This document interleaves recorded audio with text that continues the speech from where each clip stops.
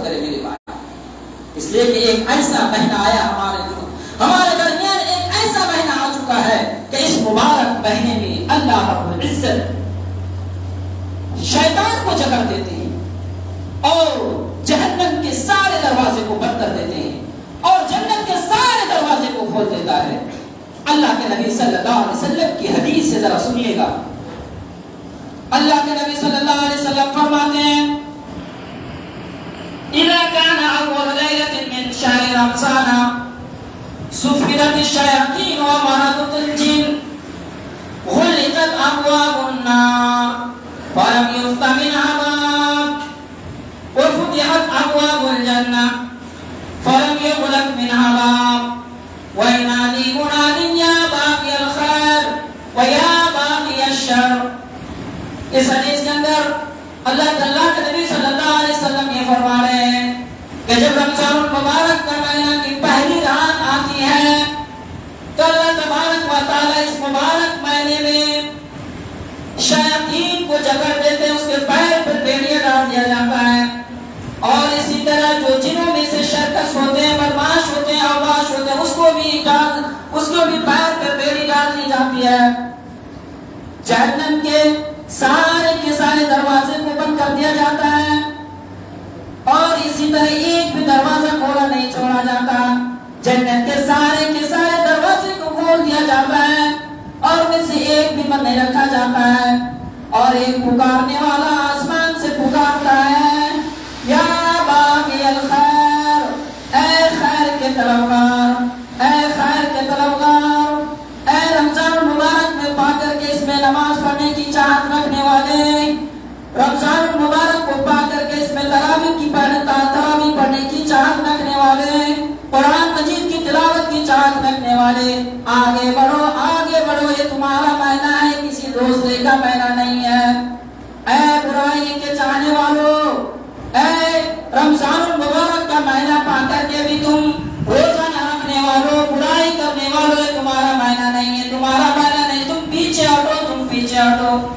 اللہ رب العزت، یہ مہینہ کتنا مبارک ہے میرے بھائی، کہ اللہ رب العزت ہم جیسے بندوں کو گناہوں سے پاک کرنے کے لیے نہ جانے کیسے حربے اختیار کرتے ہیں، شیطان کو جکڑ دیتے ہیں تاکہ انسان کو کسی طرح کی کوئی تکلیف میں نہ ڈال پائے، بہکا نہ پائے کہ وہ کسی طرح برائی میں ملوث نہ ہو جائے۔ لیکن آج ہم ہے، اللہ تبارک و تعالیٰ اتنا کچھ کرتا ہے لیکن اس کے باوجود بھی ہم اتنا نادان ہیں کہ آج ہمیں رمضان مبارک کا مہینے کی کوئی پرواہ نہیں، کوئی خوشی نہیں۔ اللہ اکبر۔ اللہ کے نبی صلی اللہ علیہ وسلم اس مبارک کو پاتے ہی خوشی سے پھولے نہ سماتے تھے، خوشی سے اچھلتے تھے، صحابہ کرام اس کی خوشخبری سناتے تھے۔ لیکن آج میرے بھائیوں ہمیں کیا ہو گیا کہ رمضان کا مہینہ آتے ہی ہمارے چہرے میں بارہ بج جاتا ہے، ہمارا پیٹ درد شروع ہو جاتا ہے، ہماری بیماریاں بڑھ جاتی ہیں۔ میرے بھائیوں، رمضان کا مہینہ پا کر کے ہم خاموش کیوں رہتے ہیں؟ ایک دوسرے کو اس کی خوشخبری کیوں نہیں سناتے ہیں؟ ایک دوسرے کو اس کے بارے میں کیوں نہیں بتاتے ہیں؟ ایک دوسرے کو اس کی فضیلت کے بارے میں کیوں نہیں بتاتے ہیں کہ وہ نماز کو آئے، رمضان کے روزے رکھے اور تراویح میں آئے؟ بہت افسوس ہوتا ہے اگر ایک برائی آج ہمارے سامنے، کسی موبائل کے ذریعے سے اگر ہمارے سامنے ایک برائی آ جاتی ہے، کوئی غلط ویڈیو اگر ہمارے ہاتھ میں لگ جاتا ہے تو اس کو پھیلانے کے لیے، اس کو ایک دوسرے کو شیئر کرنے کے لیے نہ جانے کیسے ہم حربے اختیار کرتے ہیں میرے بھائی کو۔ ایک برائی کو پھیلانے کے لیے اس کی ہم خوشخبری دیتے ہیں۔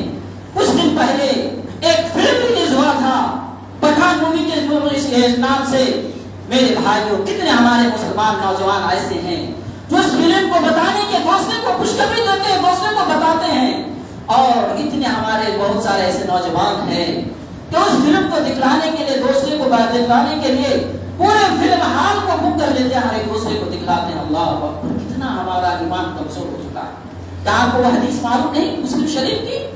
آئیے آپ کو سنا دیتا ہوں میرے بھائیوں، برائی کی خوشخبری دینے والوں اور برائی کی طرف لوگوں کو اکسانے والوں، آئیے آپ کو ایک حدیث سنا دیتا ہوں، مسلم شریف کی حدیث ہے۔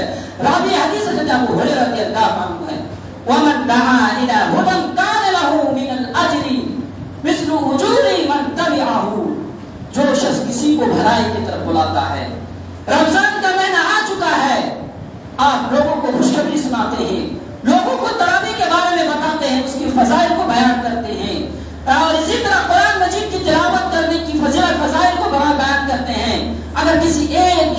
آپ کی بات مان لی تو ان کو جتنی نیکی ملے گی اتنا آپ کو بھی ملے گا.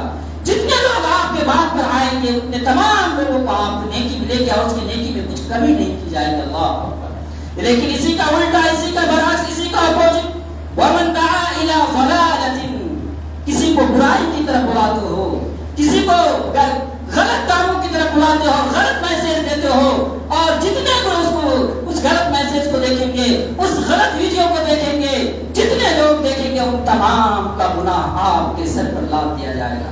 آپ کا ایک ویڈیو کا وائرل کرنا، لوگوں کو بتانا، اس کے خوشخبری دینا، آپ کے سر پر پہاڑ و پہاڑ گناہ کا لاد دیا جاتا ہے. اور آپ کا ایک بھلائی کا ویڈیو وائرل کر دینا اور اس کو چھوڑ دینا.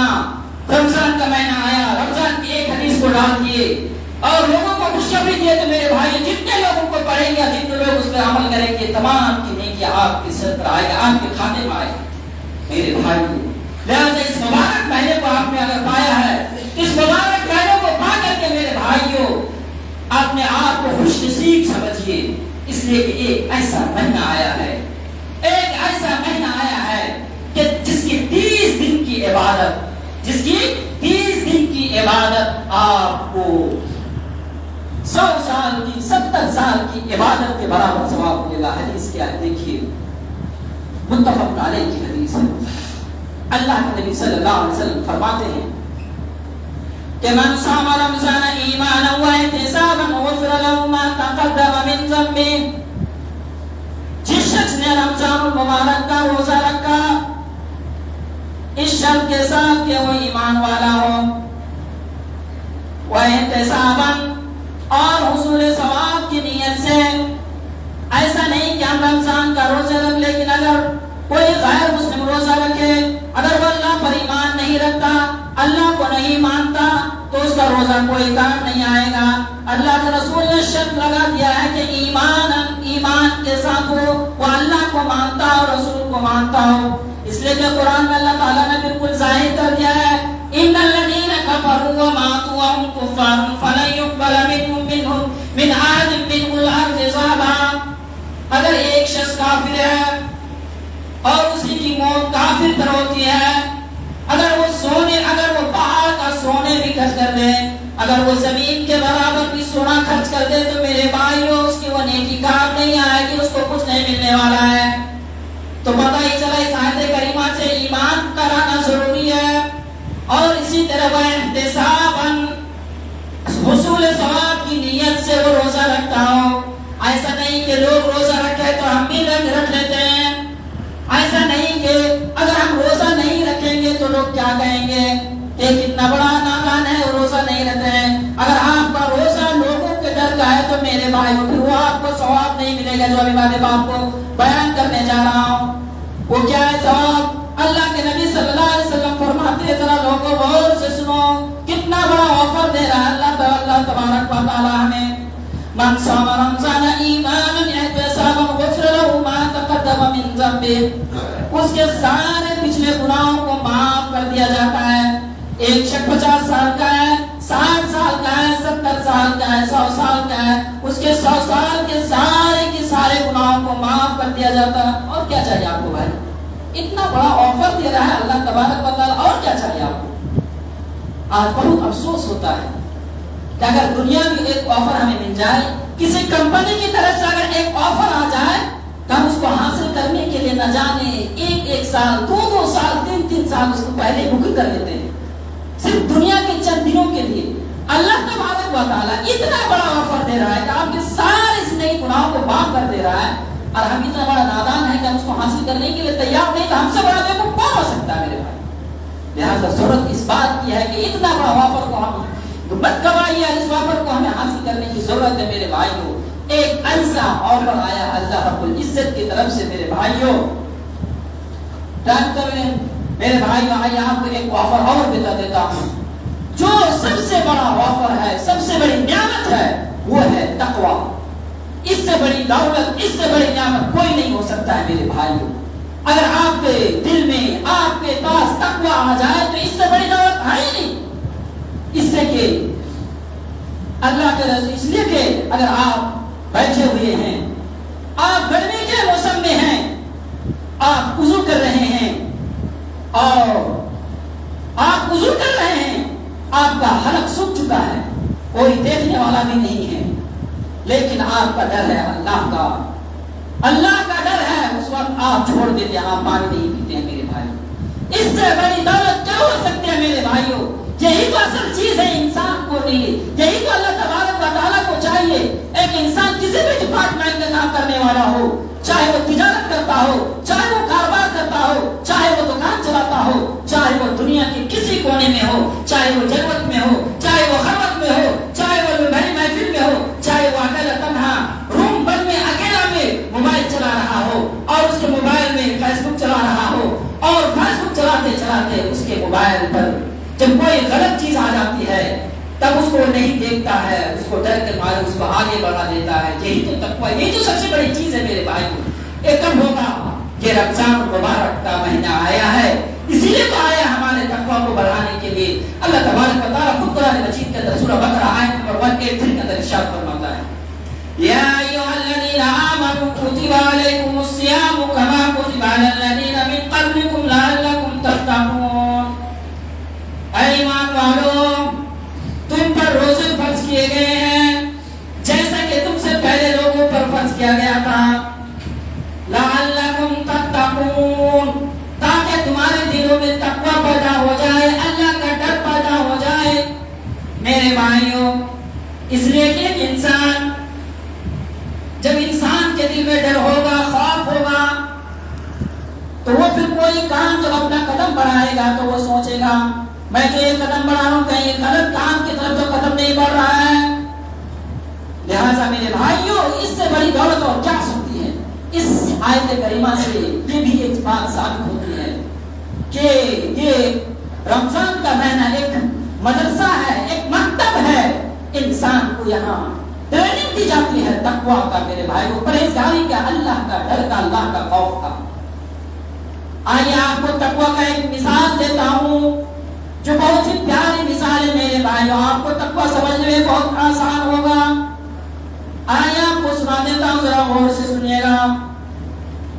حضرت عبداللہ بن عمر رضی اللہ عنہ ایک مرتبہ سفر کر رہے تھے، کہیں جا رہے تھے، پیاس لگی ہے، بھوک لگی ہے، ایک چرواہا بکری چرا رہے تھے۔